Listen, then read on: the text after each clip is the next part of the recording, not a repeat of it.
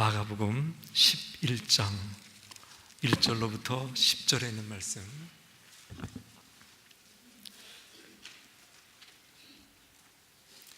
살아계신 하나님의 말씀을 봉독하겠습니다. 저희가 예루살렘에 가까이 와서 감람산 벳바게와 베다니에 이르렀을 때 예수께서 제자 중 둘을 보내시며 이르시되 너희 맞은편 마을로 가라. 그리로 들어가면 곧 아직 아무 사람도 타보지 않은 나귀 새끼에 메어 있는 것을 보리니 풀어 끌고 오너라. 만일 누가 너희에게 왜 이리 하느냐 묻거든 주가 쓰시겠다 하라. 그리하면 즉시 이리로 보내리라 하시니 제자들이 가서 본즉 나귀 새끼가 문 앞거리에 메어 있는지라 그것을 보니 거기 섰는 사람 중 어떤 이들이 가로되 나귀 새끼를 풀어 무엇하려느냐 하매 제자들이 예수의 이르신 대로 말하며 이에 허락하신지라. 나귀 새끼를 예수께로 끌고 와서 자기들이 겉옷을 그 위에 걸쳐두매 예수께서 타시니 많은 사람은 자기 겉옷과 다른 이들은 밭에서 벤 나뭇가지를 길에 펴며 앞에서 가고 뒤에서 따르는 자들이 소리 지르되 호산나 찬송하리로다. 주의 이름으로 오시는 이여 찬송하리로다. 오는 우리 조상 다윗의 나라여 가장 높은 곳에서 호산나 하더라. 아멘. 오늘은 종료주일입니다. 오늘 예수님께서는 예루살렘에 입성을 하셨고 이번 주일 내내 십자가를 준비하시는 그런 시간을 갖게 됩니다. 여러분들 머릿속으로 한번 그려보시기 바랍니다. 이번 주 목요일 날 밤 제자들과 마지막 밤을 보내시지 않겠습니까? 제자들에게 고별 설교를 하시고 제자들의 발을 씻겨 주십니다. 그리고 최후의 만찬을 하시는데 떡을 떼어 주시면서 이것은 내 살이니 받아 먹으라. 그리고 나를 기념하라. 잔을 들어 축사하시고 이것은 내가 너희를 위하여 흘리는 언약의 피니 받아 마셔라. 그리고 나를 기념하라. 최후의 만찬을 거기서 하고 계십니다. 이어서 겟세마네 동산을 오르셨고 거기서 기도하셨습니다. 얼마나 전심으로 기도하셨던지 이마에 땀이 땅에 떨어져 피같이 변하더라 하는 겟세마네 기도의 동산의 기도를 거기서 하십니다. 아버지여 할만하시거든 이 잔을 내게서 떠나게 하소서. 그러나 내 뜻대로 마옵시고 아버지의 뜻대로 하소서. 겟세마네 동산의 그 기도를 들으신 다음에 유다가 데려온 제사장의 졸개들한테 잡히십니다. 그 밤에 신문을 당하고 재판을 당하시는데 제사장 집단들에게 신문을 당하시고 총독 빌라도에게 재판을 받으셨습니다. 마침내 금요일 아침에 십자가형이라고 하는 사형 선고를 받게 됩니다. 십자가를 지고 골고다 언덕으로 끌려가서 거기에서 십자가에 달리셨습니다. 십자가 위에서 고통하시다가 오후 3시경에 돌아가시는 것, 이것이 바로 이번 주에 있을 일련의 사건들인데 이런 십자가를 지기 위해서 오늘 예루살렘에 입성을 하고 계시는 것입니다. 주변의 백성들은 예수님을 환영하고 있습니다. 종려나무를 흔들면서 호산나 찬송하리로다. 주의 이름으로 오시는 이여 그러면서 아주 열렬하게 환영하고 있는데, 그래서 오늘을 가리켜서 종려주일이라고 말을 하고 있습니다. 자, 오늘 본문의 말씀은 종려주일날 들려오는 그런 말씀입니다. 여러분도 우리가 특별히 이 말씀을 잊어버려야만 안 되는 것이 바로 여기서 우리의 구원이 나오고 우리의 부활이 나오기 때문에 그렇습니다. 오늘 3가지를 묵상하겠습니다. 제일 먼저 사랑을 묵상해 보시기 바랍니다. 예수님께서 예루살렘에 입성하신 것은 십자가를 지기 위하심이었었는데 이 십자가를 지셨다고 하는 그 말은 사랑 때문에 그런 것 아니겠습니까? 사랑이 없으면 도대체 설명이 안 되는 말씀인데, 그래서 종려주일이 오면 우리는 반드시 사랑을 묵상해야 한다는 것입니다. 우선 하나님의 사랑이 있어요. 하나님의 사랑, 여태껏 우리가 하나님의 사랑을 받고 여기까지 온 거 아니겠습니까? 정말로 아침마다 새롭게 내려오는 하나님의 사랑이 있었고 주의 성전에서 우리가 받았던 하나님의 사랑이 있었다는 것입니다. 그 사랑이 얼마나 컸는지 그 사랑을 갖다가 모른다고 우리는 할 수가 없다는 것입니다. 하나님의 사랑이 가장 잘 나타나는 곳이 십자가이겠지만은 하나님께서는 많은 곳에서 하나님의 사랑을 우리에게 보여주셨습니다. 요한복음 10장에 보면 이런 말씀이 있어요. 내가 너희에게 영생을 주노니 너희는 영원히 멸망하지 않을 것이요 또 너희를 내 손에서 빼앗을 자가 없으리라. 이런 말씀이 있습니다. 내가 너희에게 영생을 준다고 그랬어요. 누가 줘요? 하나님께서 우리에게 영생을 주신다는 것입니다. 우리에게 영생을 주시는 것이기 때문에 누구도 그것을 빼앗을 수가 없고, 영생을 받은 너희는 결단코 멸망치 않는다고 그랬는데, 이런 영생을 누가 주냐면 하나님께서 우리에게 주신다는 것입니다. 그렇기 때문에 참으로 이 영생은 확실하다는 거예요. 내가 만드는 것 아니고 내가 쌓은 것 아니지 않습니까? 그러니 이 영생이 얼마나 확실하겠습니까? 내가 스스로 만드는 것도 아니고 세상이 주는 것도 아니라 오직 하나님께서 주시는 것이기 때문에, 우리가 하나님께로 받은 이 영생이라고 하는 것, 우리들의 이미 가지고 있는 이 영생은 어떻게든 흔들릴 수가 없는 그런 거라는 거예요. 흔들리지 않는다는 것입니다. 다른 종교를 보세요. 이렇게 말 안 합니다. 자기가 도를 쌓고 자기가 선한 일을 많이 하면 구원을 받는다고 그래요. 그러나 성경이 말하는 구원은 이런 것이 아니지 않습니까? 하나님께서 시작한 것이고 하나님께서 주시는 것이고, 그렇기 때문에 우리의 영생은 변하지 않고 영구하다는 거예요. 우리는 그런 생각을 종종 합니다. 아이고, 내가 예수 믿은 다음부터 그 후에도 참으로 죄를 많이 지었는데 이래서 내 영생은 상실한 것이 아닌가, 그렇게 걱정하는 분들 참 많이 있는데, 그건 절대로 그렇지 않습니다. 내가 믿음을 버리지 않는 한 우리의 영생은 절대로 흔들리질 않습니다. 취소되질 않습니다. 왜냐하면 하나님께서 우리에게 주신 것이기 때문에 그렇습니다. 또 너희를 내 손에서 빼앗을 자가 없느니라 말씀하셨는데요, 여러분들, 하나님의 손이라고 하는 것은 만유를 다스리는 그런 손 아니겠습니까?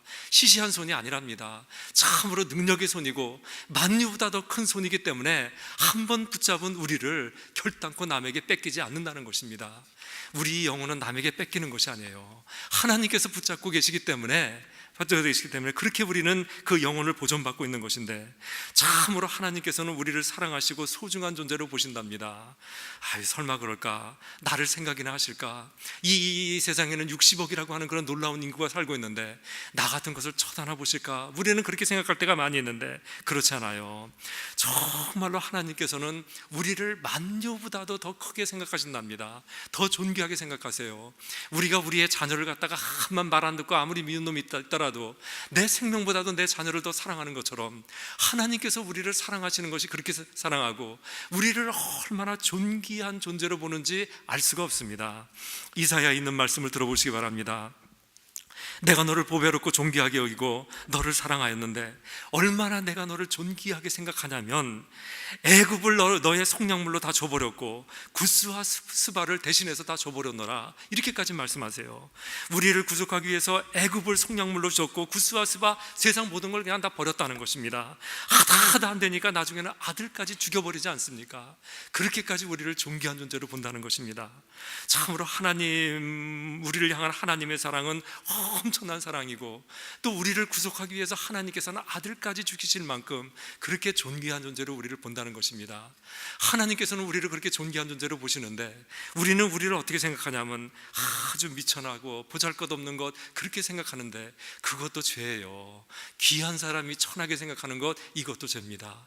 정말 하나님께서 나를 얼마나 사랑하시고 얼마나 존귀하게 보는가를 이 아침에 다시 한번 깨닫고 존귀한 존재로 돌아가시기 바랍니다. 참으로 하나님의 사랑은 크신데 이런 하나님의 사랑을 깨달았으면 우리도 사랑해보자는 것입니다. 이제 종려주의를 맞고 부활절도 오고 고난주의를 우리가 보내게 될 텐데, 이때는 정말 우리가 사랑해야 된다는 거예요. 마음 문을 열고 사랑을 해야 된다는 거예요.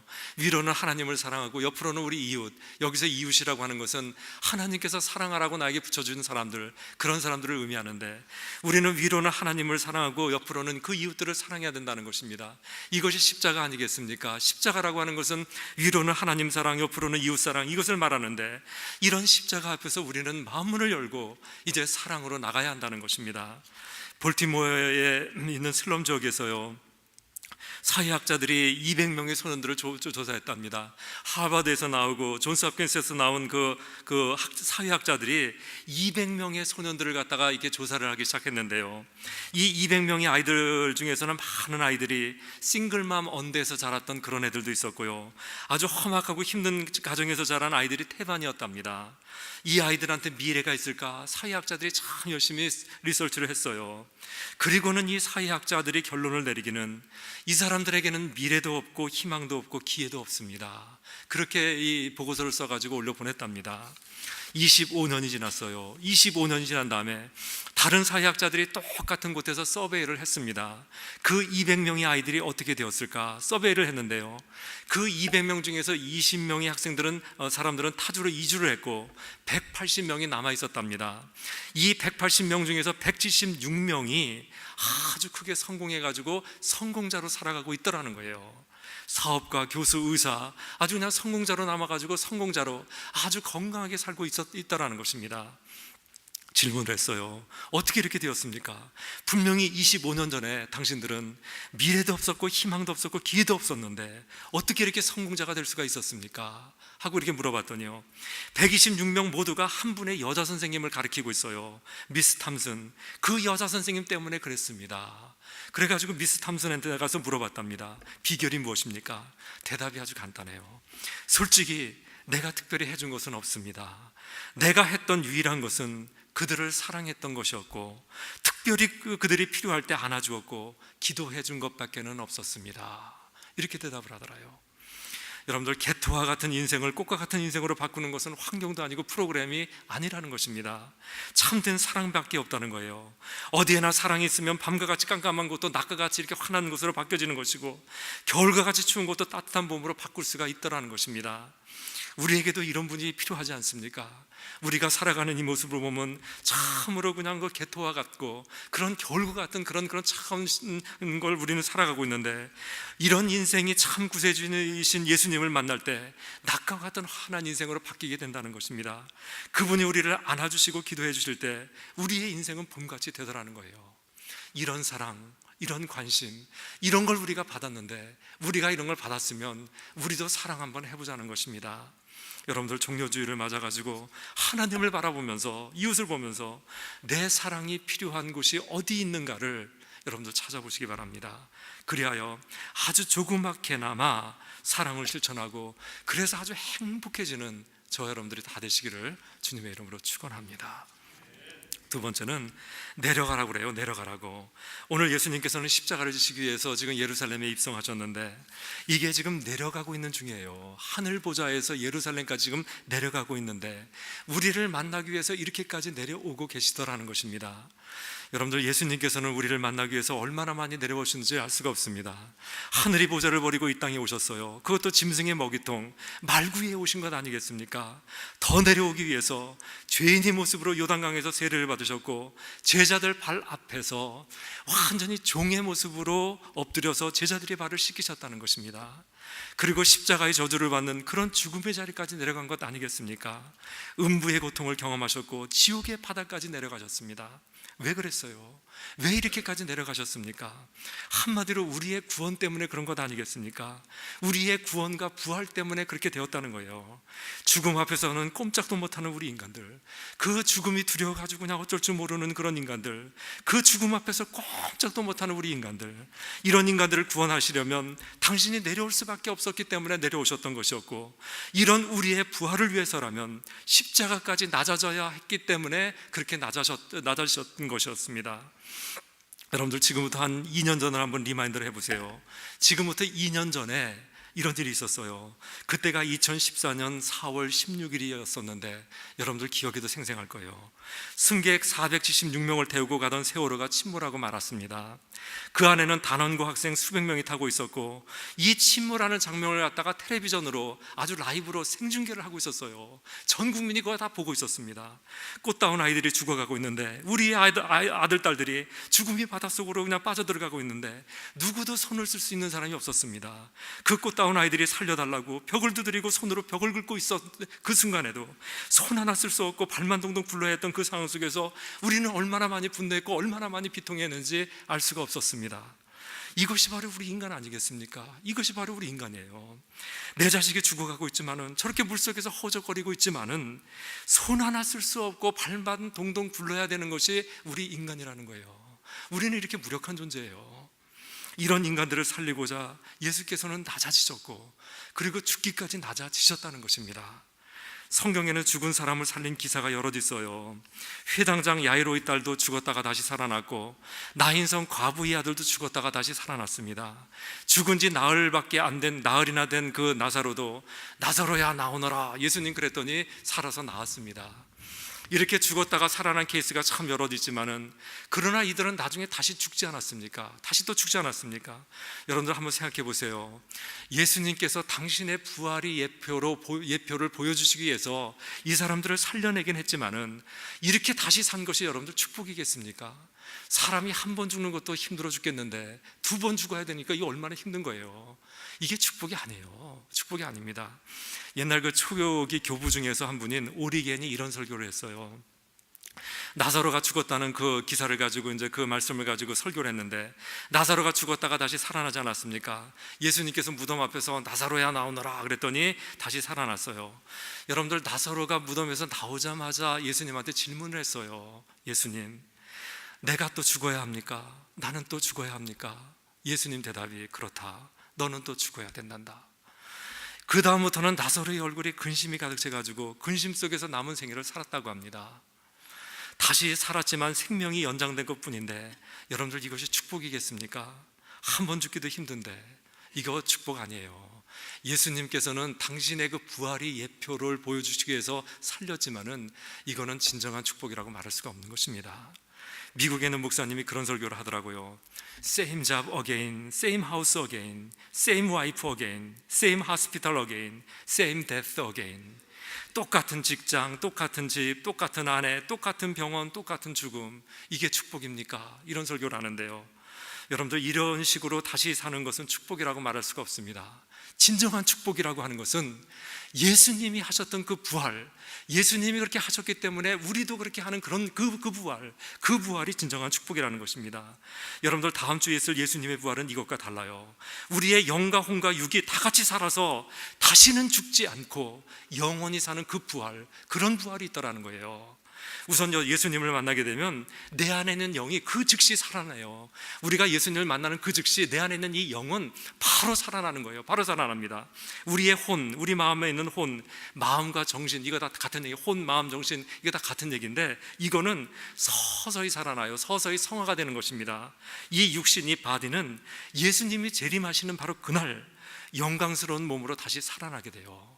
이렇게 영과 혼과 육이 다 같이 살아나는데, 이 다시 그때 살아나는 그 부활은 다시는 죽지 않고 영원히 사는 그러한 영생이 있는 그 부활을 말하는 것입니다. 그 부활이에요. 자, 이런 우리의 완벽한 구원, 그리고 완벽한 부활, 이것을 위해서 예수님께서 내려와야 하셨고, 이것을 위해서 지금도 저 십자가까지 낮아지고 계시는 것입니다. 그렇게 낮아지고 있는 거예요. 그러면서 우리 보고 낮아지라고 말씀하지 않습니까? 너희 중 크고자 하는 자는 남을 섬기는 자가 되고 자기를 부인하고 자기의 십자가를 지고 나를 쫓으라 그러셨는데, 내려오라는 거예요. 이제 이만큼 올라갔으면 내려올 줄 알라는 것입니다. 여러분, 오늘 그리스도께서는 내려가기 위해서 예루살렘에 입성하셨는데, 그동안 올라가기만 바빴던 우리들, 이제는 올라가는 것을 멈추고 그리스도와 함께 내려가십시다. 여태껏 움켜쥐고만 살았었는데 이것을 나누기 위해서 우리는 내려가야 합니다. 내려가야 합니다. 예루살렘에 입성하시는 그리스도와 함께 내려가시는 저와 여러분들 다 되시기 바랍니다. 마지막으로 오늘 이 말씀 속에서 겸손을 묵상하시기 바랍니다. 예수께서는 오늘 예루살렘에 입성하시는데 나귀를 타고 입성하지 않습니까? 예수님이 누구세요? 하나님 아니십니까? 왕 아니십니까? 하나님이신 예수님께서, 왕이신 예수님께서 하얀색 백마를 타고 입성하셔도 시원찮은데 어린 나귀 새끼를 타고 입성하셨다는 것입니다. 무슨 말씀이에요? 겸손을 묵상하라는 그런 얘기예요. 겸손이라고 하는 말, 성경에서는 참으로 많이 얘기합니다. 세상에 수도원이 참 많이 있는데 어느 수도원치고 겸손을 말하지 않는 수도원은 하나도 없습니다. 이 수도를 하는 수도원이나 세상에서 믿음 생활하는 우리 모두는 다 겸비해야 되고 겸손해야 한다는 것입니다. 참 여러분들 겸손해야 되는데, 이 겸손이라고 하는 것이 뭐냐면 한마디로 말해서 하나님의 결정에 머리를 숙이는 것, 이것을 보고 겸손이라고 그래요. 하나님께서 결정하신 것, 그것에 대해서 내 머리를 숙이는 것, 이것을 보고 겸손이라고 하는데, 여러분들 오늘 마음속에 완전히 새기고 가시기 바랍니다. 겸손 땡땡, 하나님의 결정에 머리를 숙이는 것, 완전히 외우고 돌아가시기 바랍니다.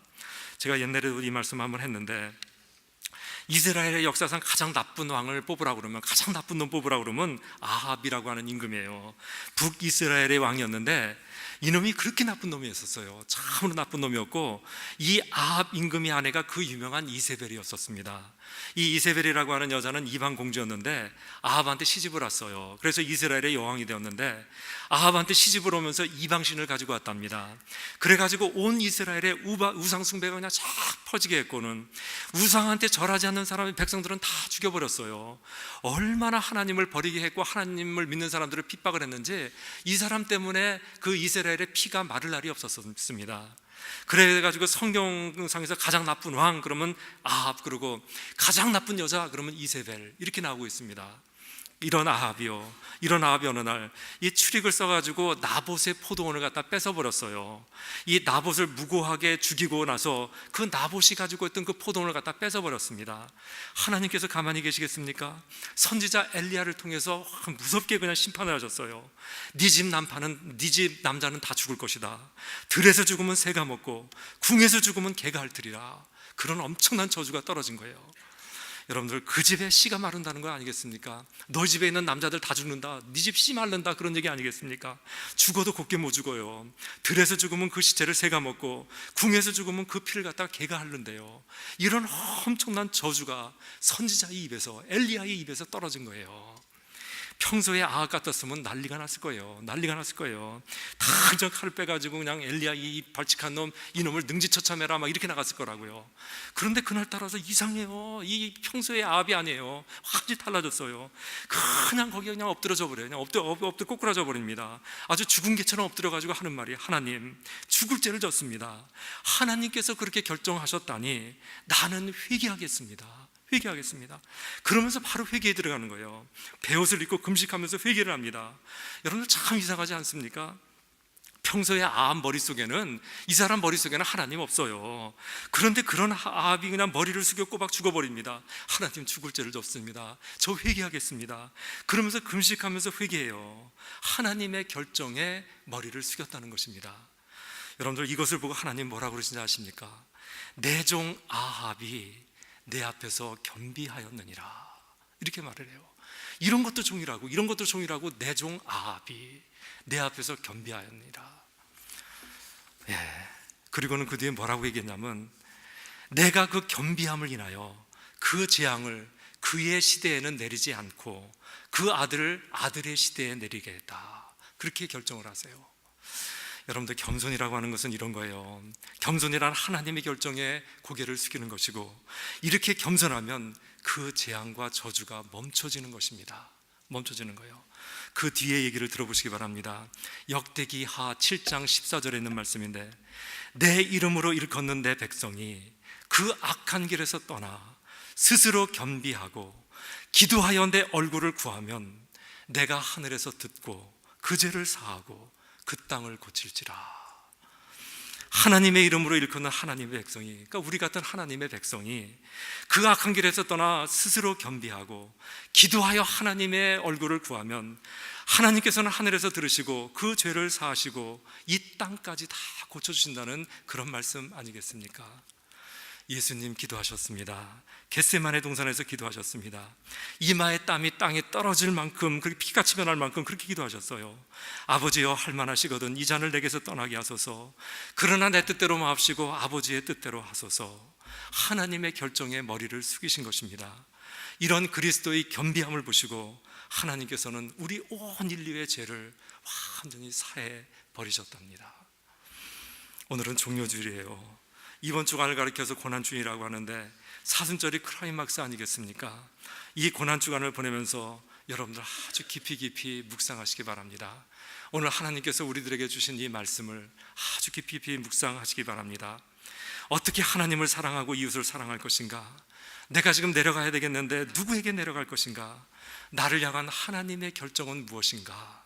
여러분들 깊이 묵상하면서 그리스도의 고난에 동참하시는 저와 여러분들 다 되시기를 주님의 이름으로 축원합니다. 우리 하나님 참으로 감사합니다. 귀한 말씀 내리셨는데 잊지 않게 해주시기를 기도합니다. 우리의 신비에 새겨지게 하시고 우리의 뼛속에 새겨지게 하시기를 기도합니다. 한 주간 보내면서 내가 어떻게 하나님을 사랑하고 이웃을 사랑할 것인가, 내려가야 하겠는데 누구에게 내려갈 것인가, 나를 향한 하나님의 결정은 무엇인가를 깊이 생각하면서 하나님의 말씀대로 살아가는 우리가 될 수 있도록 도와주시며, 그렇게 해서 그리스도의 고난에 온전히 동참하는 저희들 될 수 있도록 인도해 주옵소서. 예수님의 이름으로 기도합니다. 아멘.